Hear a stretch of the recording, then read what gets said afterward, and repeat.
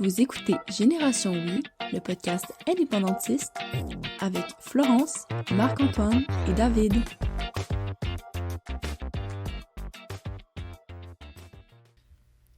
Alors, bonjour tout le monde. Ici Marc-Antoine Lemay, l'animateur de Génération Oui. Et avant de commencer, comme vous le voyez sans doute, on est en studio, mais avant de commencer, j'aimerais remercier notre commanditaire, le commanditaire qui rend tout cela possible, les Oui Québec. Les Oui Québec, c'est quoi? C'est les Organisations unies pour l'indépendance du Québec. Donc, c'est un groupe politique, militant, qui milite pour l'indépendance de manière transpartisane. Donc, que si vous soyez bloquiste, péquiste, Québec solidaire, que vous soyez de Climat Québec, peu importe, votre place est au Oui Québec. Et un des éléments clés des Oui Québec, c'est évidemment la convergence des indépendantistes, donc de travailler tout le monde ensemble, peu importe votre couleur politique. Il y a d'ailleurs l'Assemblée générale annuelle des Oui Québec qui s'en vient. Donc, vous êtes cordialement invités. Vous pouvez vous rendre sur le site des Oui Québec pour avoir plus d'informations. Et là, comme je le disais, on est dans une nouvelle saison, la saison numéro 2. Et pour ce faire, je suis avec Florence et David. Bonjour. Salut tout le monde! Donc, je suis très content de vous avoir ici avec moi pour la nouvelle saison. On a un excellent décor. On a René Lévesque d'ailleurs qui nous supervise derrière. Fait que, voulez-vous vous présenter un peu? Je suis allé. Vas-y, David. Bon, écoutez, je m'appelle David Jouvin. Je suis évidemment indépendantiste, mais je suis surtout beaucoup plus spécialisé dans la politique. J'étudie en communication politique à l'UQAM. J'ai fait mon cégep en journalisme et au niveau donc de mon implication politique, ça se fait vraiment au travers de mes études et au travers de mes implications. Je me suis beaucoup intéressé à la politique. J'en fais vraiment mes études supérieures et particulièrement à la communication politique. Je pense que c'est le champ d'intérêt que j'ai le plus en lien avec la politique. Donc, tout ce qui est au niveau de la communication, c'est-à-dire quand il y a des controverses, par exemple, ou des scandales, les politiciens, les acteurs politiques sont concernés par rapport à ces scandales, doivent réagir. Donc, ça, c'est de la communication politique. Et c'est vraiment l'intérêt que j'ai, toute tous les concepts, toutes les dispositions, les modalités qui sont concernées vis-à-vis donc de la communication politique et plus largement de la politique en elle-même. L'environnement politique m'intéresse beaucoup. C'est vraiment dans ça que je m'aligne, puis je suis vraiment passionné de la politique, exactement. Pour ceux qui te suivent sur les réseaux sociaux, on peut voir facilement que tu es quelqu'un de... Moi, je pense que si je ne fais pas une question par jour, au moins qui parle de la politique, c'est vraiment qu'il s'est passé quelque chose vis-à-vis de moi. Je suis disparu parce que vraiment, c'est comme l'indicateur que je suis présent encore. Et d'ailleurs, on étudie aussi dans le même programme à l'UQAM. Oui, on étudie donc BCPS. Donc, c'était tout naturel de t'avoir ici. Je suis très content. Tu t'es impliqué en politique, tu es très motivé, tu es quelqu'un qui s'intéresse, qui est très sensible aux luttes sociales. Les enjeux, c'est vraiment ça qui me motive. Il y a souvent le désir de changement, mais moi, c'est faire face aux injustices, aux luttes. Moi, le premier mouvement qui m'a vraiment initié à la politique, c'est MeToo.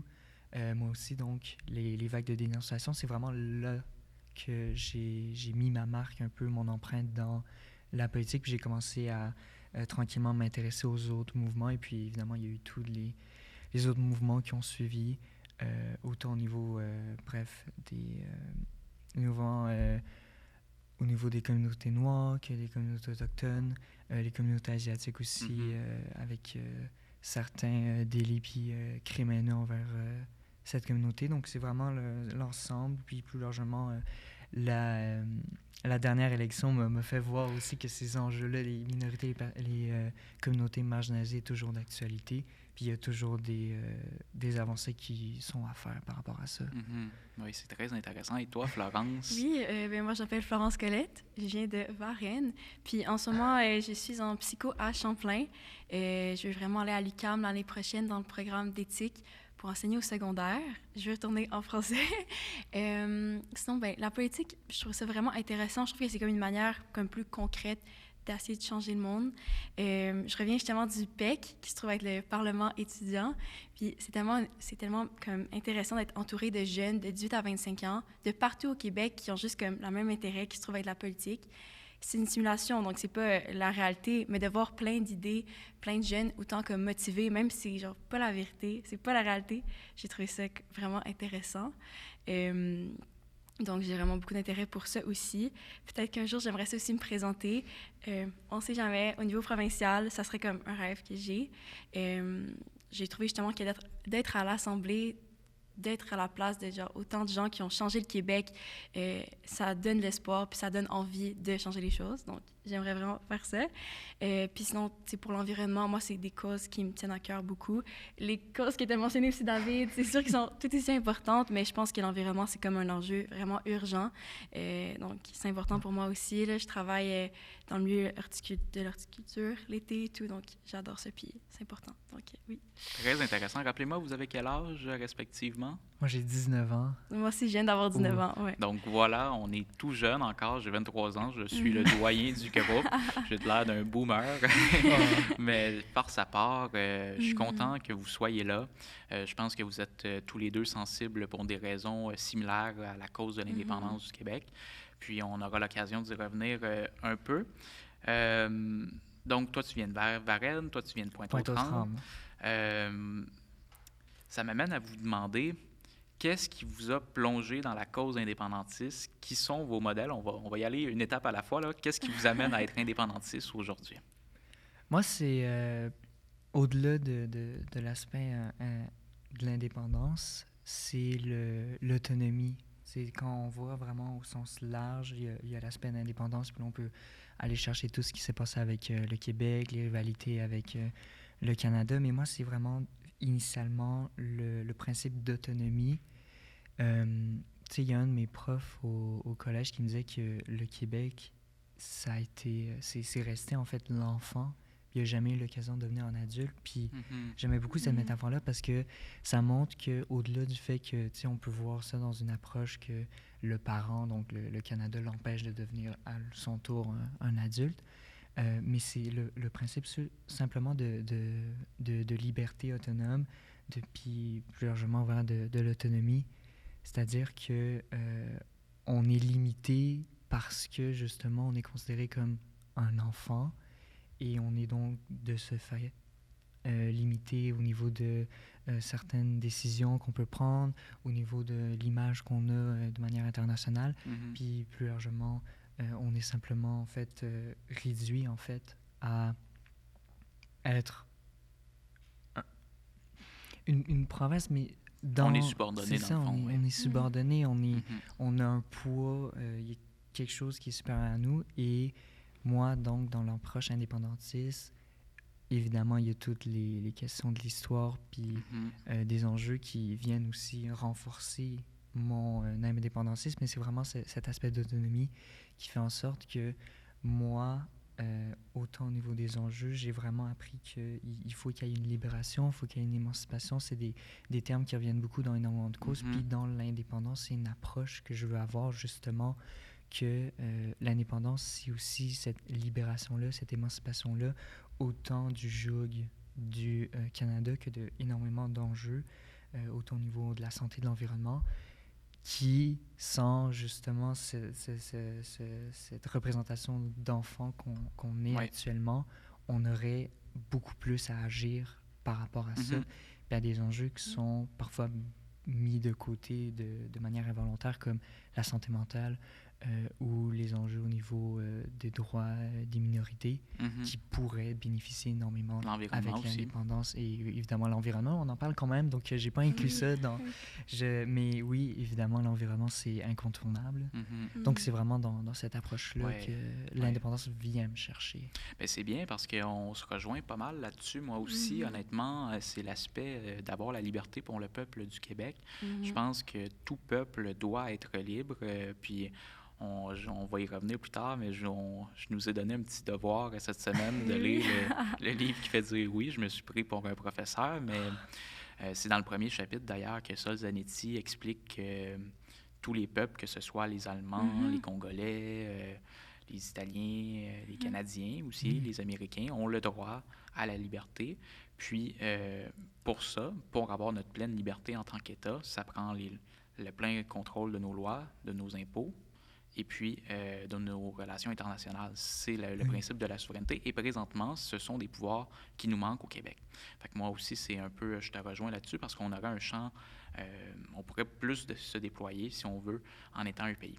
Toi, Florence, pourquoi es-tu indépendantiste? Là-dessus, justement, pour rajouter à vos points que vous avez dit, c'est aussi pour revenir à l'environnement. Tu sais, quand on compare au Québec, là, si on voyage un peu, on va en Alberta, on va voir que là-bas, leur relation avec l'environnement, c'est différent. Tu sais, même si on... Selon moi, ils ont des super belles montagnes, ils ont des belles forêts et tout. Les fameuses rocheuses. Les fameuses rocheuses, ouais. Tu parles un peu avec les gens, puis tu réalises que, OK, c'est différent que nous, leur relation avec l'environnement, tu sais. Justement, en ce moment, je suis pas certaine, j'ai entendu dire, j'ai lu qu'il y avait, tu sais, il y a des gens qui veulent partir un mouvement d'indépendance en Alberta. Oui, c'est vrai. Oui, exact. Mais eux, ça serait un peu comme pour l'opposé, justement. Ce serait pour passer des projets de loi pour pouvoir... exploiter plus leurs ressources. C'est pas le même symbole. Ouais. Exactement. Tandis que nous, si le Québec, je pense, pour être un pays, ce serait un peu le contraire. T'sais, on voudrait mettre peut-être plus d'efforts sur l'environnement, protéger notre planète, travailler avec Hydro-Québec. Ça serait comme l'opposé. Fait que là, tu as deux points de vue sur l'environnement totalement différents, opposés dans le même pays qui est le Canada. Donc, selon moi, c'est comme un... on voit vraiment la différence. J'ai grandi avec mon père qui était super souverainiste. Je me détachais un peu de ça. J'étais comme, la souveraineté, c'est une vieille question. C'est quand mon père était jeune. Facile, ouais. C'est son temps. Là, ça n'a plus rapport. T'sais. Fait que là, j'ai grandi avec ça. J'ai pris comme ce bagage-là, mais je voulais comme vraiment avoir ma propre opinion là-dessus. Puis c'est justement en parlant avec des gens, c'est en voyageant que tu réalises que le Québec, c'est comme un pays à part au Canada. C'est comme, il y a le reste du Canada et il y a le Québec. C'est dans aux États-Unis, en parlant avec des gens qui savent même pas qu'au Québec, on parle français, que cette langue-là, c'est fou. Moi, c'est vraiment plein de choses là-dessus. Fait que j'ajoute un peu sur ce que vous avez dit, mais il y a tellement de raisons, je pourrais continuer. Là. Ouais. Oui, puis on va avoir l'occasion d'en parler toute la saison parce qu'on veut recevoir une panoplie d'invités experts dans leur domaine. Vous, ce serait qui, votre invité de rêve? Je vous l'avais posé comme question pour nos publications sur les réseaux sociaux. Ce serait qui, votre invité de rêve dans le domaine du possible, mettons? Moi, c'est Sophika, la candidate dans Marie-Victorin de Québec. Oui. Sophika Baïtiana Tacharmant. Oui, c'est je voulais pas parce que c'est tellement le nom le plus long sur le bulletin de vote, elle disait souvent, mais j'aime en fait son approche indépendante. Elle a beaucoup eu cette approche avec l'immigration. Ça a été un enjeu aussi dans l'élection. Puis il y a eu des éléments qui ont fait en sorte que l'immigration, avec justement le principe d'intégration, il y avait des camps autant d'un bord comme de l'autre, où il y avait vraiment... On soulevait des questionnements, des enjeux qui sont consternants par rapport aux immigrants, aux immigrantes. Et justement, j'aimais son approche, donc, par rapport à l'indépendance, puis tout au niveau aussi de l'aspect non partisan qu'elle assumait totalement, que l'indépendance, c'est pas une idée qui vient d'un parti comme qu'un de l'autre, c'est une idée qui doit regrouper les Québécois et les Québécoises qui veulent justement... C'est d'ailleurs ce que dit notre commanditaire de la semaine, les Oui Québec. C'est ça. C'est pas une idée qui est ultra limitée, puis le problème, c'est que, surtout en politique, quelque chose qui va très vite, l'information passe et est très personnalisée, et où il y a très peu de place à le fait de vous développer des points parce que tu es très minuté, c'est chronométré. Tu n'as pas cette possibilité-là de vraiment développer. Et au travers d'un podcast, justement, il y a cette possibilité-là. Quand un politicien se fait inviter sur un podcast, il y a tellement une ambiance différente si la personne veut parler d'indépendance que si c'est sur un plateau à TVA où il y a juste une rubrique de 4 minutes, puis il faut qu'il accélère, il faut qu'il présente pour que le plus de personnes, l'auditoire, puisse le plus rapidement puis le plus simplement simplifier et intégrer son propos sans qu'il perde justement cet auditoire-là. Ce qui est dans un podcast, c'est pas des contraintes qui sont soumises, et c'est pour ça que j'aimerais beaucoup, Sophika, te voir dans ce podcast si tu veux un jour nous rejoindre. D'ailleurs, dans la saison 1, j'ai fait une entrevue Oui, avec j'ai Shofika, très vu. sympathique. Elle est super. J'avais Je l'aime reçu, vraiment. tous les candidats indépendantistes de la partielle de Marie-Victorin, donc Martine Ouellette, Pierre Nantel et Shofika. Donc, ceux qui veulent les écouter à la maison, c'est disponible, c'est sur notre chaîne. Toi, Florence, ce serait qui ton invité de rêve? Je l'ai mentionné sur la publication, mais ça serait Pauline Marois. Là. Pour moi, c'est une femme qui a vraiment fait beaucoup. Là. C'est la première femme, c'est la première ministre, première ministre. Mm-hmm. Puis c'est pas rien. Moi, je trouve ça comme tellement impressionnant. C'est une femme qui a beaucoup de charisme. C'est une femme qui ses propos, je trouve qu'ils sont super intéressants. Elle a fait des podcasts d'ailleurs. Puis quand je les écoute, elle a étudié pour être travailleuse sociale. Tu sais, c'est que c'est quelqu'un près des gens. Puis ça, je trouve ça beau. Fait que j'aimerais ça beaucoup la rencontrer. Là, j'aimerais ça y parler, poser plein de questions. C'est vraiment une femme qui a changé le visage du Québec. Fait que je suis tout à fait d'accord avec toi. Je suis tout à fait d'accord avec vous deux. Il y a tellement d'invités aussi. On choisit un, mais on n'écarte pas que... Mais ce que je remarque en plus dans vos choix, c'est que toi, Florence, tu es plus du côté de Québec solidaire dans tes affiliations partisanes. Toi, David, un petit peu plus du côté du PQ. Ouais. Toi, tu as nommé une invitée qui est plus affichée à QS, puis toi, une invitée qui est plus affichée au PQ. Donc, j'aime ça, la dynamique transpartisane. Je pense que, tu sais, sur un sujet comme l'indépendance, puis au-delà aussi de l'indépendance, là, on est là pour parler de ça, mais ça devrait pas être un tabou. Puis ça, je le remarque autant dans mes études que par moi-même. J'ai intégré le fait que, tu sais, on est vraiment dans les extrêmes. Fait que si, admettons, on te voit plus avec un parti, c'est parce que tu votes pour ce parti, tu adhères à toutes ces idées. Et ça crée des discordances, notamment quand il y a des choses que le parti que t'aimes fait qui vient chercher.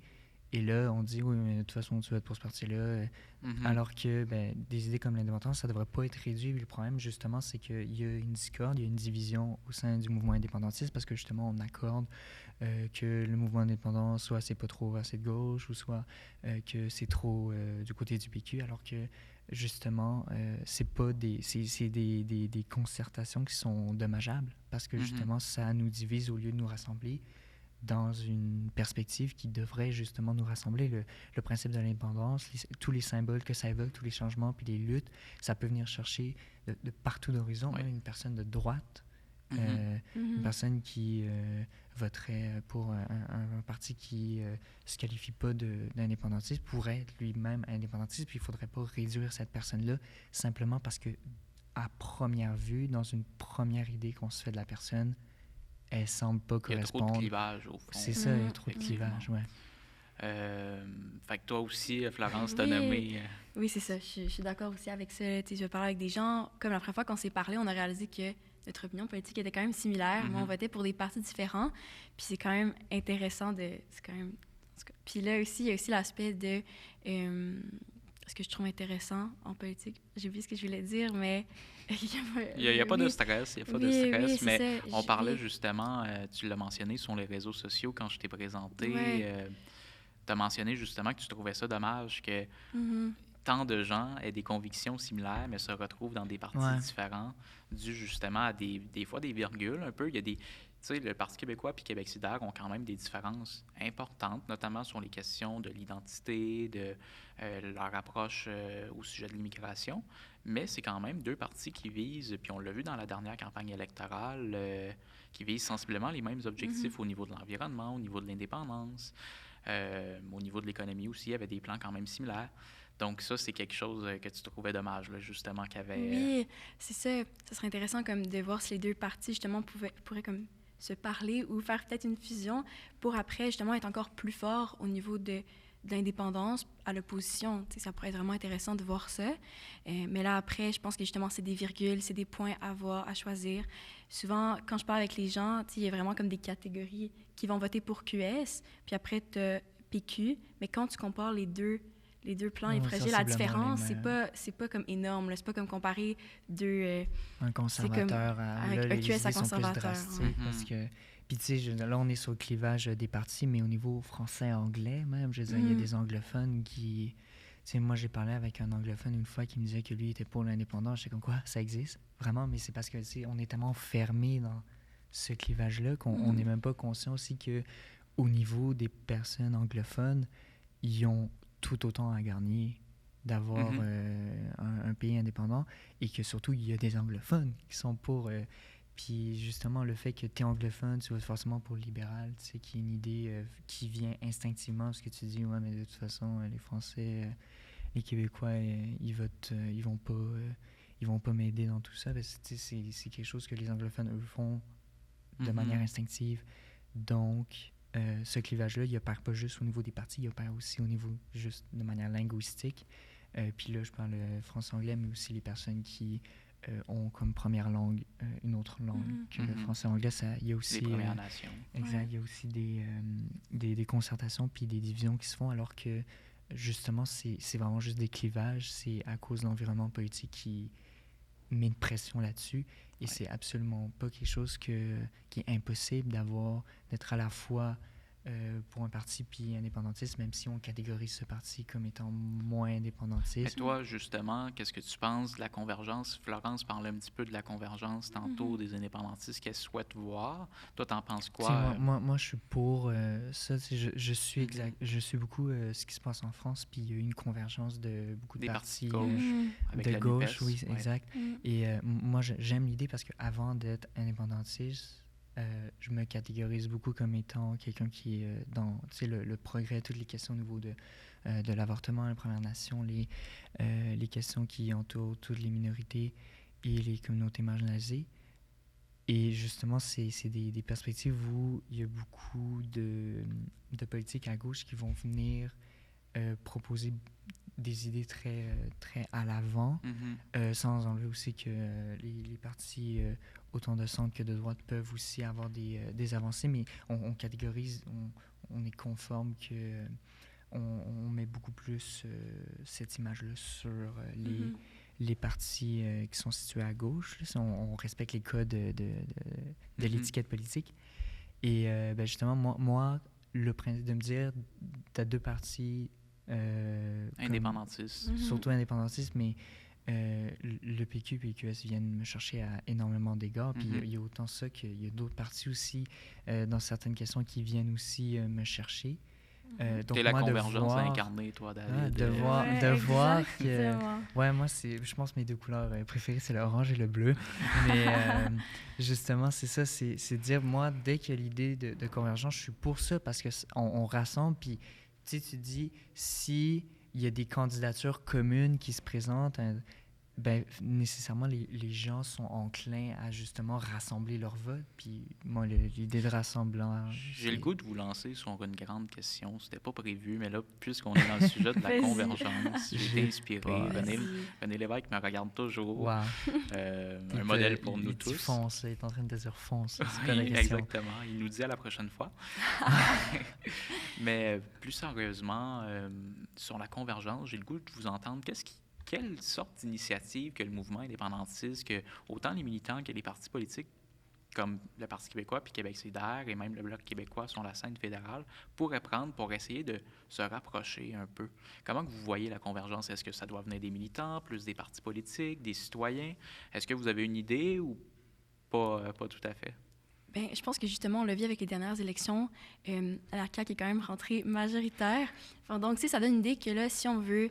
Puis la CAQ, c'est une coalition. Donc, déjà là, ça donne un exemple, tu sais, qu'un parti qui est comme une coalition peut être au pouvoir. Fait que là, déjà là, on a un exemple pour les partis. Mais je pense que justement, en voyant ça, les militants, en fait, la population, tu sais, s'ils le demandent, si les gens en parlent, comme là, on commence à en parler, si les gens parlent que là, on veut voir ça, bien là, après, les partis, je pense qu'ils peuvent se parler. Mais après, c'est sûr que QS est plus à la gauche, puis un PQ un peu moins, mais c'est quand même de la gauche aussi. Je sais pas à quel point ça pourrait se parler, mais je pense que si ça part des gens, ça peut pas être mauvais. Là, puis on voit un très grand appétit chez l'électorat, moins chez les militants, je pense, puis on verra les mois à venir comment que ça va s'orienter, mais je vois que déjà chez les citoyens, il y a un grand appétit là, pour la convergence. Toi, t'en penses quoi, David? Tu parlais, ça doit être qui? Ça doit être les acteurs et actrices politiques, les militants, militantes. Moi, je pense que ça doit venir de ces personnes-là parce que les citoyens et citoyennes peuvent être inspirés. S'ils voient l'esprit des citoyens et des citoyennes peuvent changer, puis s'ils peuvent initialement accueillir mal une idée, ils peuvent bien l'accueillir par la suite. Il suffit d'avoir une bonne approche, puis une approche qui s'éloigne des clivages, parce que pour l'instant, on est coincé là-dedans. Donc, quand on pense à une convergence, on se dit, OK, on pense à comment les précédentes initiatives ont été avortées, comment il y a eu des divisions, puis on s'enferme justement dans cette bulle sans fin, dans cette boucle sans fin où on se dit que c'est impossible. Puis on essaie de sortir justement de ça, au contraire d'aller à l'initiative qui est de rassembler des partis qui, ultimement, ont des buts assez communs dans les deux plateformes, même si sur l'espace public, c'est dit de manière différente, l'indépendance est là, et c'est quelque chose qui reste quand même toujours d'actualité. Ça reste que si on s'éloigne des clivages, on peut justement aller dans cette perspective-là d'amener les citoyens et les citoyennes à comprendre justement ce que les militants et militantes et les acteurs et les actrices auront compris. Et de toute façon, si on veut faire l'indépendance, il va falloir finir Oui, par faut s'entendre. Parce du que monde. c'est ce qui s'est fait aussi en 95. Il faut le rappeler, dans le camp du oui, on avait Jacques Parizeau du Parti québécois, évidemment, qui était premier ministre, élu en 94. On avait l'Action démocratique du Québec, l'ADQ, avec Mario Dumont, puis Lucien Bouchard avec le Bloc québécois. Puis l'ADQ puis le PQ, c'était pas des partis naturellement similaires.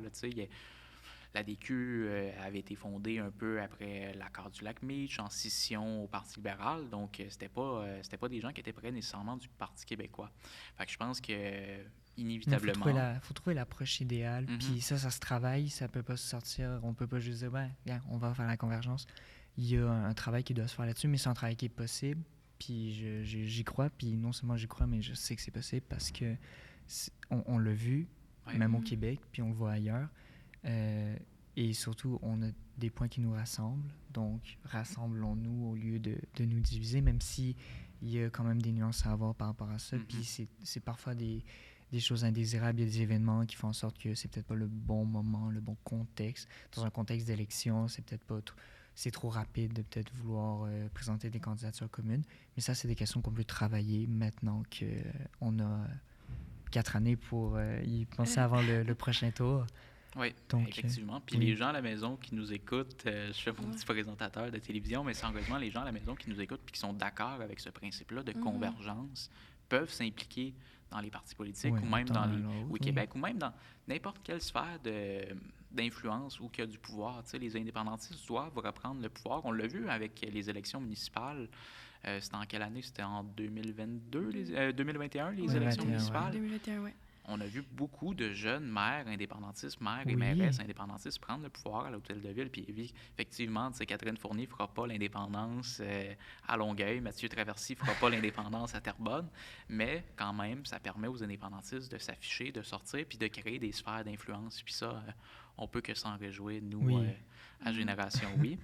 Mais là, si on revient plus sur l'indépendance, toi, tu as, de ce que je comprends, des préoccupations plus environnementales. Toi, c'est aussi environnemental, mais aussi... Ça inclut beaucoup d'enjeux au niveau des communautés marginalisées, surtout, Puis là, qu'est-ce que vous pourriez dire à quelqu'un qui est indécis? Par exemple, si vous devez me convaincre là, présentement. Moi, disons que je suis indécis, ce qui n'est pas le cas, on s'entend. Mais si j'étais indécis, qu'est-ce que vous me diriez pour me convaincre de voter pour l'indépendance du Québec? Je dirais de lire le livre qui fait dire oui. Je pense que ça serait probablement d'essayer de voir avec la personne c'est quoi sa position politique, puis après, justement, d'avoir des arguments là-dessus. Parce que peu importe c'est quoi, on en a parlé beaucoup, votre position politique, on peut trouver un arrangement, on peut trouver un point de vue qui amène vers l'indépendance. Fait que justement, moi, mon truc, ça serait de baser sur la personne où elle se place, puis après, d'aller plus loin. C'est sûr que, par exemple, déjà, quelqu'un, comme tu me dis, par exemple, le féministe, c'est super important pour toi. Mais là, je pourrais aller avec des arguments sur le féministe, qu'on pourrait parler de l'égalité, qu'on pourrait parler de ce que ça pourrait faire au long terme, au court terme. Fait que je pense que c'est vraiment...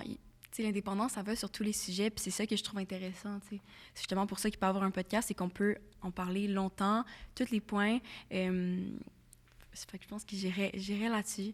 Mais le premier, comme je disais tantôt, ça serait beaucoup l'environnement parce que ça nous touche tous. On habite tous sur la planète Terre, on est tous touchés, puis c'est urgent. Fait que moi, j'irais avec ça. Il n'y a pas de planète B, hein? Il n'y a pas de planète B, en effet, non. Il y en a, mais elles sont à des milliards d'années-lumière, donc autant préserver celle-ci.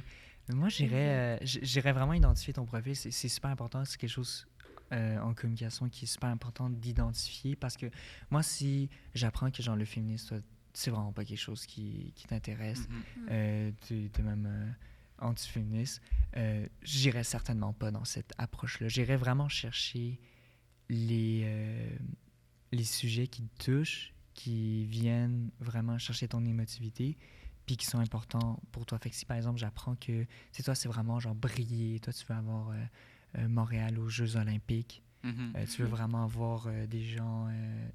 tu sais, t'es tanné que ça soit des Canadiens, des Canadiennes qui te représentent aux Jeux olympiques, tu veux que ce soit des Québécois, des Québécoises, ben là, je pourrais aller chercher là-dessus, je pourrais dire, ben là, regarde, si on Parce a un qu'il y pays a des raisons là-dessus, historiques aussi. voilà, s'il y a on est un pays, ben on a nos propres représentants, représentantes aux Jeux olympiques. Dans les compétitions sportives, on arrête de parler de Canadiens, Canadiennes et on les laisse ça pour le Canada. Et pour ce qui est du Québec, on parle de Québécois, de Québécoises. Puis enfin, le mot Québécois, Québécoise, il brille. Puis on n'est pas juste sur des Canadiens ou des Canadiens français. C'est encore. de prendre Donc, notre place dans le voilà, monde. donc si évidemment. j'identifie justement que ça, c'est ton enjeu. Après, si c'est pas ton enjeu, ben là, je fais l'inverse. Je ne t'en parle pas du tout. Et je fais juste, en fait, chercher. Donc, on parle d'environnement. Si c'est l'environnement, ça peut être la langue. Ça peut être la langue française, évidemment. Je viens de chercher là-dessus. Je te dis, le français est en déclin, que le Canada fait pas grand-chose, puis que si on était au Québec, en tant que province, on peut faire quelque chose, mais en tant que pays, on ferait encore mieux. Donc, c'est vraiment d'identifier ton profil, puis d'exploiter justement les sujets qui viennent te chercher, comme j'ai pu donner des exemples avec les Jeux olympiques ou le sujet de la langue, par exemple. Mais c'est très intéressant parce qu'on voit vraiment que l'indépendance, ça touche à tous les sujets. Oui, ça touche à tout. Ouais. On parlait des raisons historiques. Dans la saison 1, j'ai fait justement, encore une fois, si les gens à la maison veulent aller écouter les épisodes là-dessus, j'ai fait avec PO puis Charlotte, qu'on salue d'ailleurs. J'ai fait une série d'épisodes sur l'histoire du Québec, puis je démontrais à chaque période historique du Québec à quel point le fédéral avait travaillé pour nous nuire, pour nous freiner. Puis l'indépendance du Québec, c'est un peu ça, dans le fond, c'est de prendre notre avenir en main, pas, sans que ce soit contre personne, que ce soit simplement pour nous, de s'affirmer, comme tu le disais. Paul Saint-Pierre Plamondon, d'ailleurs, le dit souvent, imaginez la fierté que vous allez ressentir quand vous allez voir le drapeau du Québec aux Nations Unies, quand on va voir notre équipe nationale de hockey. Puis on a notre place, fait que c'est fini, les compagnies pétrolières qui sont invitées. Exactement. Ça, c'est quelque chose, c'est l'image aussi, c'est si le Canada est un cancre dans quelque chose, le Québec l'est aussi, puis si on veut arrêter de l'être, on peut, au Québec, avoir des... on peut avoir on peut faire en sorte justement de limiter ça de manière provinciale, mais à l'international, on est limité avec l'image du Canada.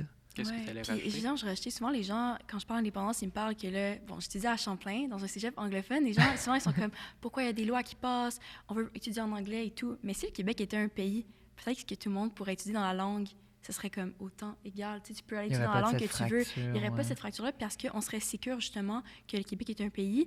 Puis après, les gens, tu sais, vont peut-être vouloir, justement, plus aller vouloir étudier en français. Mais là, après... Fait que je pense que justement, on n'aurait pas comme cette insécurité-là par rapport à notre langue, donc on n'imposerait pas nécessairement ça. Fait que je pense qu'il y a quand même cette perspective-là qui est intéressante, tu sais. Justement, d'étudier dans un cégep anglophone, je parle avec beaucoup de gens qui ont d'autres opinions, là. Je vais vous dire qu'à Champlain, il n'y a pas beaucoup de souverainistes. J'en ai trouvé 2. Dont toi? Dont moi, exactement. Salut la deuxième personne. Salut la deuxième personne.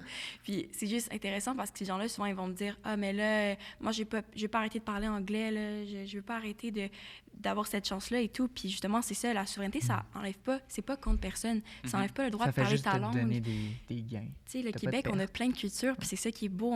Il y a des gens de partout dans le monde qui viennent ici, puis ça montre à quel point le Québec, c'est un beau pays, là, c'est un bel endroit. Fait que justement, je pense que si on était un pays, il n'y aurait pas cette insécurité-là, puis il n'y aurait pas cette peur. Oui, ben, tu as raison. Tu sais, c'est sûr que c'est une mesure, de faire l'indépendance du Québec, c'est une mesure forte pour le français parce que présentement, le Québec est une province à l'intérieur d'un pays très anglophone. On dit souvent qu'il y a 2 langues officielles au Canada. Il y a l'anglais et la traduction simultanée.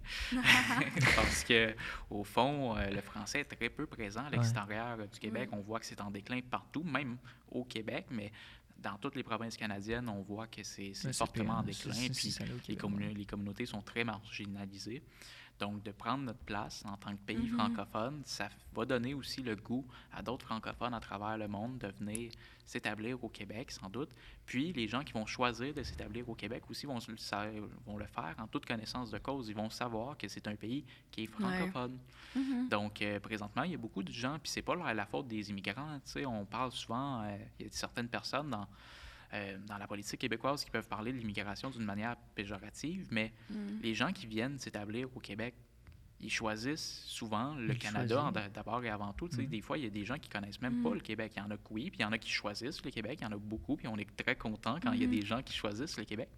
Mais les gens qui choisissent le Canada, des fois, ils pensent que c'est l'anglais ou le français. Fait que la plupart veulent faire leur vie en anglais parce que c'est la langue internationale, alors que, bon, il y a... Ils atterrissent au Québec parce que c'est un peu mal foutu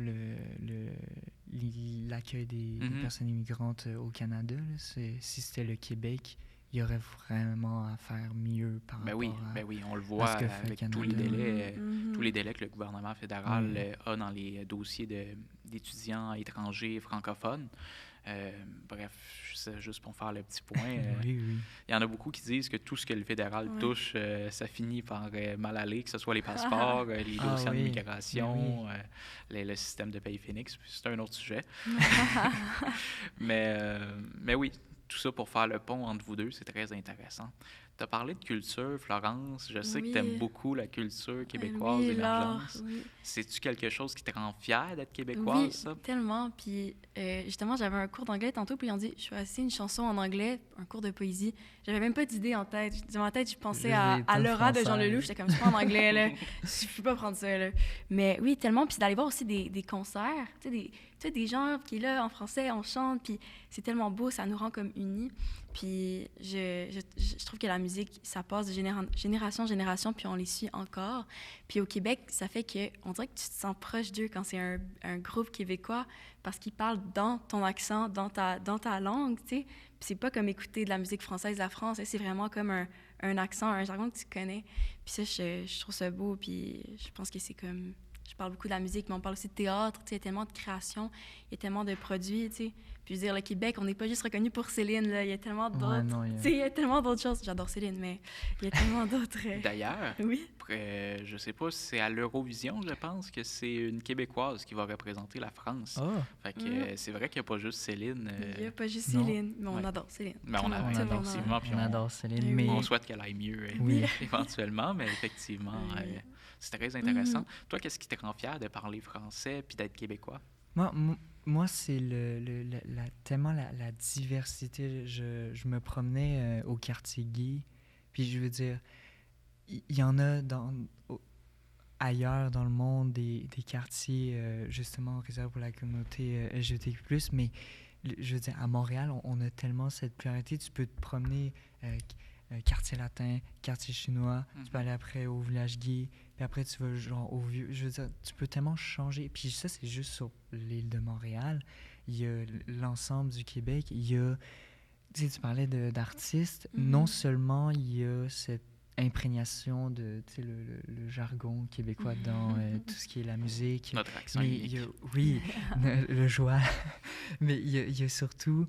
Il y a surtout le fait que les personnes viennent aussi amener de leur tradition, de leur culture, de leur fonctionnement et viennent faire un mélange avec ce qu'on fait, par exemple, habituellement au Québec. Puis ça vient créer quelque chose de tellement beau. J'écoute parfois des artistes qui utilisent, qui racontent leur histoire dans leur pays, mais qu'ils font au Québec.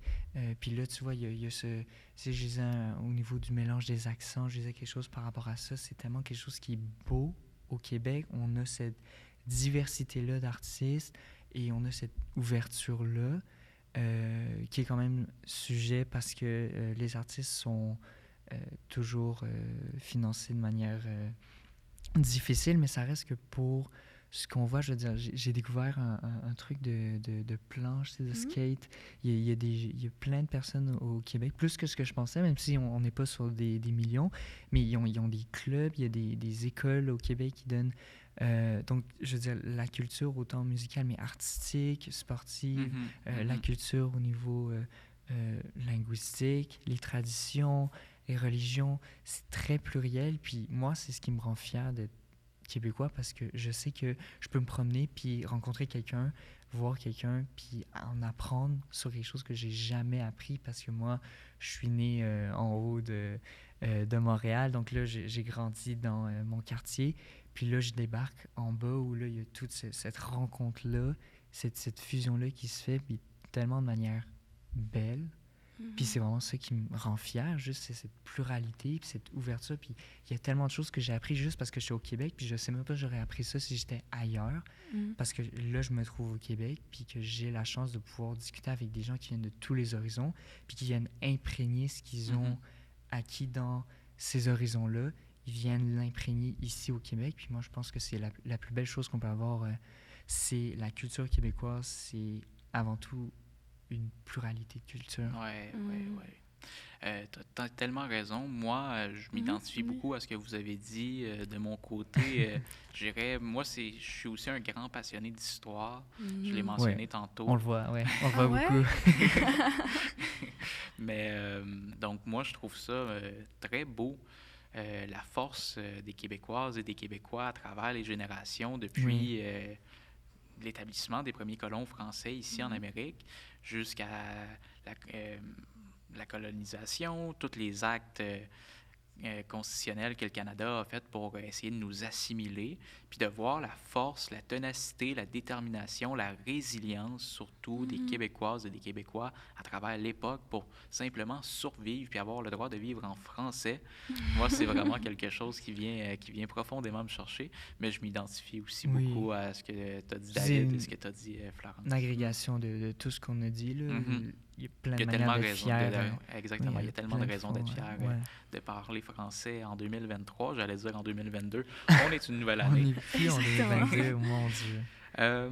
Donc, on peut revenir au livre qui fait dire oui. Moi, j'aimerais savoir, d'ailleurs, je recommande à tous ceux et celles, effectivement, comme qu'on le voit, comme que Florence puis David le montrent à l'écran, de se le procurer. C'est facile, accessible. Quand vous allez voir des gens des Québec, on en a. Si vous me contactez, j'ai beaucoup de livres à donner si jamais il y a des gens qui veulent le lire à la maison. Mais vous l'avez lu? Oui. Oui. C'est quoi, est-ce qu'il y a des passages qui vous ont le plus interpellé?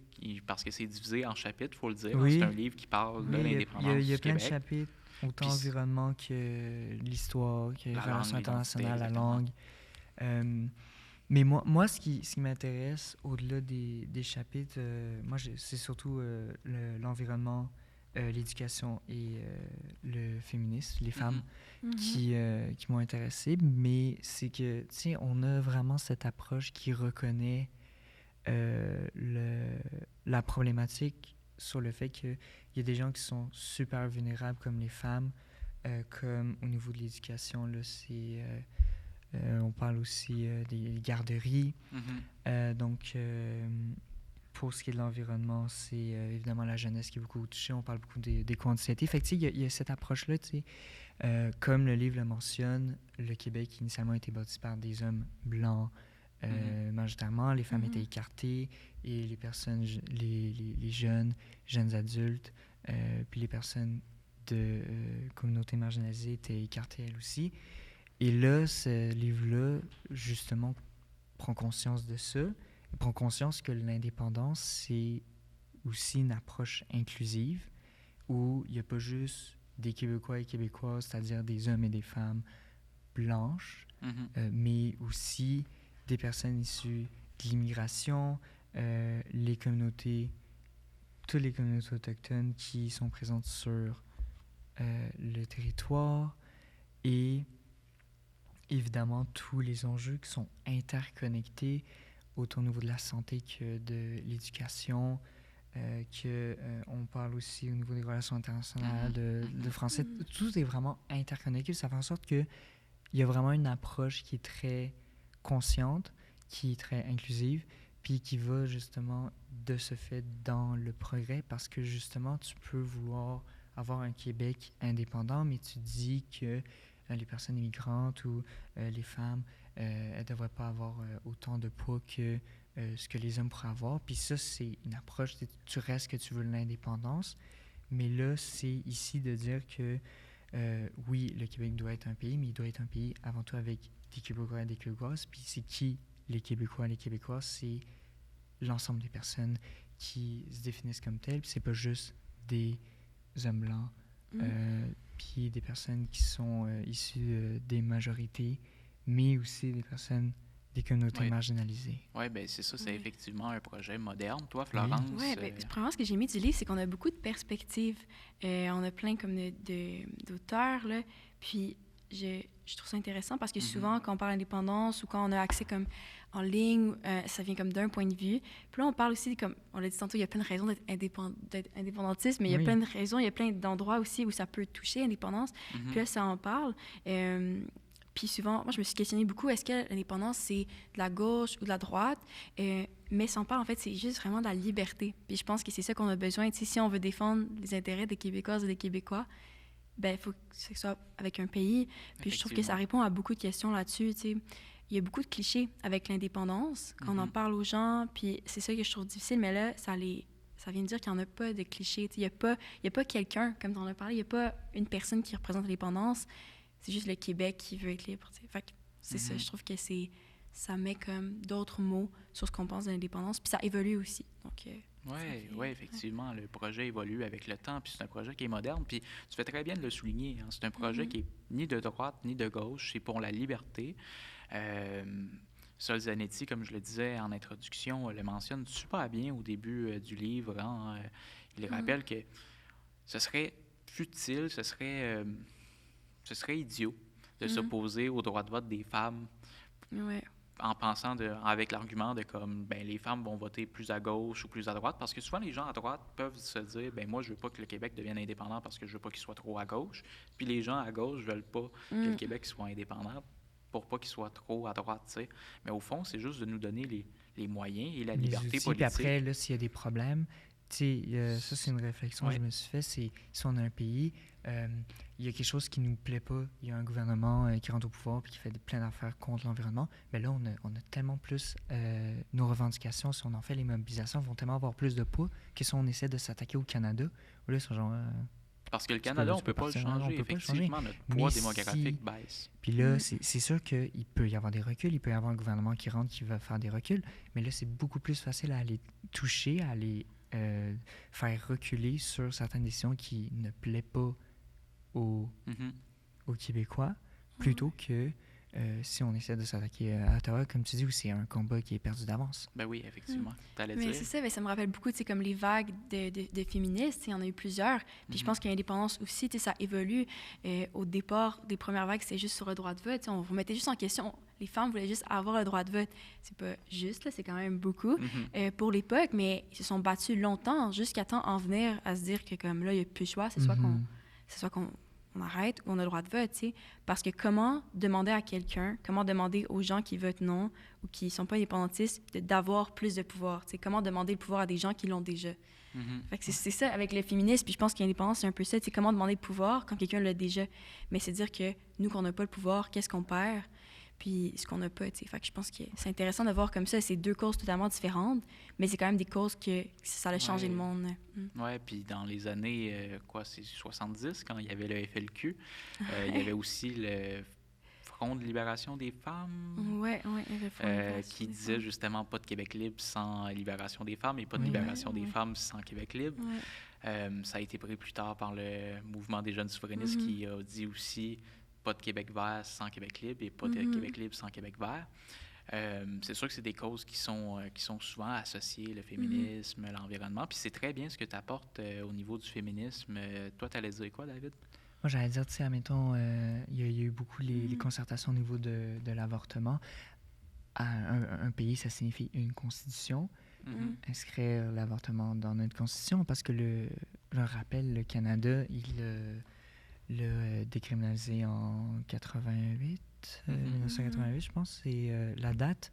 Mais ça reste que il n'y a pas tant de projets de loi qui viennent codifier justement l'avortement, puis l'accessibilité est quand même assez restreinte. C'est un flou entre la perspective fédérale puis provinciale. Le Québec reste la province où l'avortement a le plus accès, même s'il y a toujours des améliorations au niveau de certaines mesures. Puis ça reste que c'est des choses qu'on peut corriger, surtout si on devient un Québec indépendant. Puis ça, la perspective de l'avortement, c'est pas quelque chose qu'on parlait il y a 10, 15, 20 ans où on se disait le droit d'avortement il est acquis. Là, puis on le voit avec ce qui est passé mais aux aussi dans l'Ouest États-Unis, canadien. puis Exactement. il y a d'autres endroits, la Hongrie, l'Italie. Oui, mais c'est justement c'est ça que ça fait un peu peur, surtout en tant que femme, en parlant avec mes amis ou peu importe qui s'associe en tant que femme, on le voit. Ça fait peur de savoir qu'il y a d'autres gens dans le même pays que nous qui ont une autre pensée totalement différente. Souvent, ça vient de point de vue religieux, c'est des points de vue personnels. Mais là, après, d'enlever un droit qui semblait acquis, comme tu disais, il y a 20 ans, l'avortement, c'était un livre fermé, on n'en parle plus. Mais là, après, c'est des sujets, il n'y a pas juste l'avortement, il y en a plein que c'est encore là. Fait qu'être un pays, ça nous permet d'être sûr, puis de mettre notre position claire là-dessus, puis de protéger ces gens-là, que ce soit des femmes, des minorités. Okay. Surtout montrer que l'indépendance, on peut tellement aller chercher d'approches. On parle d'avortement. Est-ce qu'on René Lévesque parlait d'avortement et d'indépendance en même temps? C'est de montrer qu'on reprend les racines de l'indépendance puis on vient l'ajouter à des enjeux d'actualité qui font en sorte que les gens qui disent l'indépendance, c'est une idée auparavant, ils ont simplement tort. Puis c'est à nous de reprendre le beau flambeau. Puis vous l'avez très bien dit, il y a des valeurs assez importantes qui nous différencient du reste du Canada. Puis, tu sais, ça leur appartient à la limite, puis on ne pourra pas les changer. Puis il faut arrêter d'essayer de vouloir les changer. Les Albertains, c'est dans leur intérêt de développer l'industrie pétrolière. Mais nous, c'est dans notre intérêt d'arrêter d'envoyer 2 milliards de dollars par année à l'industrie pétrolière. C'est ça. On utilise ce 2 milliards pour, je ne sais pas moi, l'éducation, l'environnement, la santé. La santé. Tu sais, quand on dit où l'argent? L'argent. Il y en a de l'argent qui pourrait revenir à nous, oui, c'est ça. Puis l'argent, c'est un levier pour tellement de choses. Il y a tous les sujets qu'on a parlé jusqu'à présent. Si on a l'argent, on pourrait rectifier des tirs, puis améliorer, puis être justement des mouvements de revendication pour telle chose, pour les places en garderie. Ben justement, si on avait plus d'argent par rapport à ça, notre argent qu'on envoie, il y aurait des gains, puis il y aurait certainement encore des améliorations, mais des améliorations qui seraient beaucoup plus possibles à corriger qu'actuellement. Effectivement. L'épisode va tirer à sa fin, mais j'ai déjà très hâte de nous retrouver. Pour les gens à la maison qui nous écoutent, les prochains épisodes, on va recevoir des invités. On ne vous dit pas encore qui. On garde un beau mystère à travers tout ça. Mais on va garder une formule de co-animation. Donc, ça va être moi avec David ou Florence. On va essayer d'alterner. Puis, si vous avez des suggestions d'invités, n'hésitez pas à nous écrire dans les commentaires. Ça va nous faire plaisir de vous lire.